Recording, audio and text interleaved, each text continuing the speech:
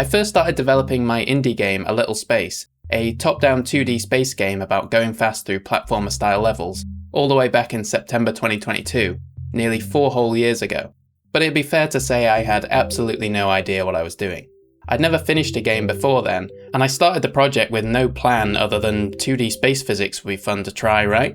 So the game went through version after version, with the whole structure changing multiple times without ever really getting further than a way too polished prototype. That carried on for over a year before I decided to take some time away to make a smaller game. But after that was done, I just started a new cycle of picking back up development, getting lost in the horrific spaghetti mess I'd made of the code, then giving up and dropping it again for a new project. It wasn't until September 2025 that I finally did what I should have done years earlier. I scrapped everything I'd made aside from a few of the art assets, music, and sound effects that I still liked, and made an actual plan to turn them into an actual real video game.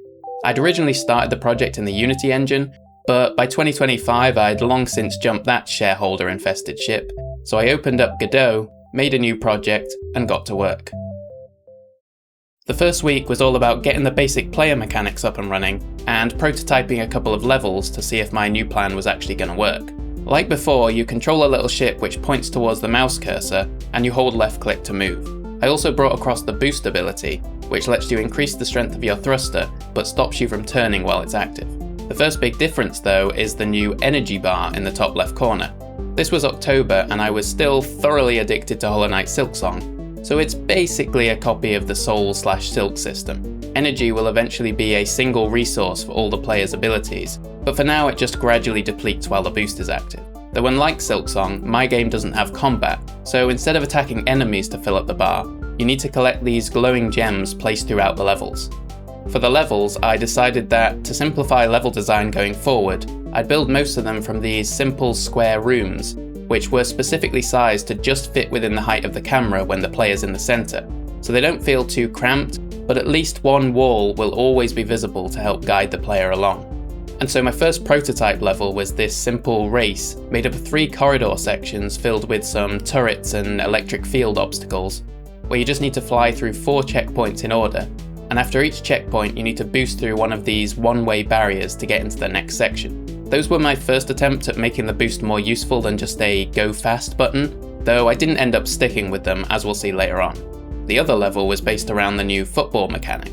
In the old version, there were these levels where you needed to push some physics-based footballs to get them into goals. It was something I added very early on and was definitely way too attached to, even though those levels always ended up being less fun and more frustrating than the rest, since I could never get the ball physics feeling quite right. So for the rebuild, I changed those levels to have you fly through part of the level normally, then transform into the ball and directly control it on the way back to the goal, with a charge and hit mechanic similar to in a mini golf game. Though in this first iteration you didn't need to be stationary to hit the ball, so you could build up quite some speed by spam clicking. For week 2 I added a simple background with some nice parallaxing stars, as well as some lights and shadows to get the game looking more like it used to. I couldn't get the shadows working quite like they did in Unity, but they still look good, and Godot's version of 2D lighting didn't absolutely annihilate the frame rate like Unity's had initially, so I'm not complaining. Levels now start with a 3-second countdown, and once that's up, a timer starts in the bottom left corner.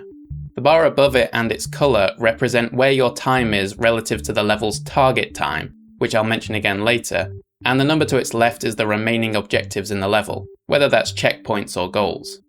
Then in week 3, I added some music and a handful of sound effects, which was a little tricky since Godot doesn't have an official implementation for Fmod, which I use for all my sounds, but we got there in the end.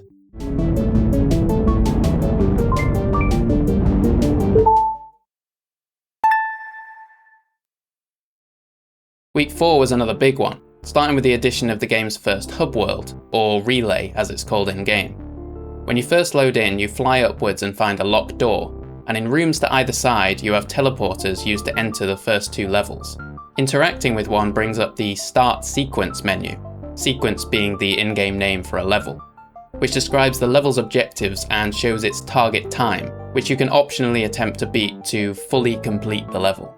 I also completely redesigned the levels in this version, with totally new obstacle layouts and a few other tweaks, like the one-way boost barriers in the race level being replaced by solid doors, which open when you hit the corresponding checkpoint, making sure you don't accidentally skip one and end up backtracking. Completing the first 2 levels turns both parts of the lock in front of the door in the hub world from orange to green, opening the door and letting you progress upwards. My idea for the hub worlds was to have them divided up into sets of levels that you unlock in order, so you can have a little bit of choice in which order you tackle the levels, but I can also ramp up the difficulty and add more mechanics from set to set. And before you reach the second set of levels, the game introduces the replacement to those one-way boost barriers from before. These big red buttons, which are usually used to open a door, can only be pressed by boosting into them at speed. So in each of the 2 levels of the second set, these buttons are integrated into the level design, so you need to use the boost ability to progress. In week 5, I redesigned the start sequence and end of level menus, adding 2 circle segments which represent level completion and whether you've beaten the target time, reflecting the same visuals from the level teleporters. I also made a couple of changes to improve the football levels, so you no longer need to press a key to transform into the ball. You just fly into these freshly redesigned transform points and you're good to go. And this was the week that I finally made it so you can't charge and hit the ball while it's moving, so no more supersonic football. Week 6 added controller support, so I can finally get my ugly cursor off the screen, and Boost also became an unlockable ability, so you no longer have it right from the start, and instead unlock it after completing the first set of levels.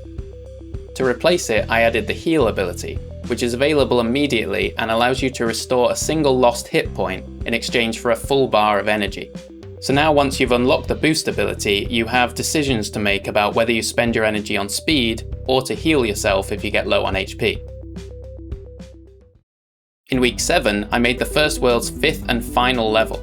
This final level only becomes accessible once you've completed all 4 other levels, so I wanted to make it completely different from those, and to make it feel like a climactic boss fight.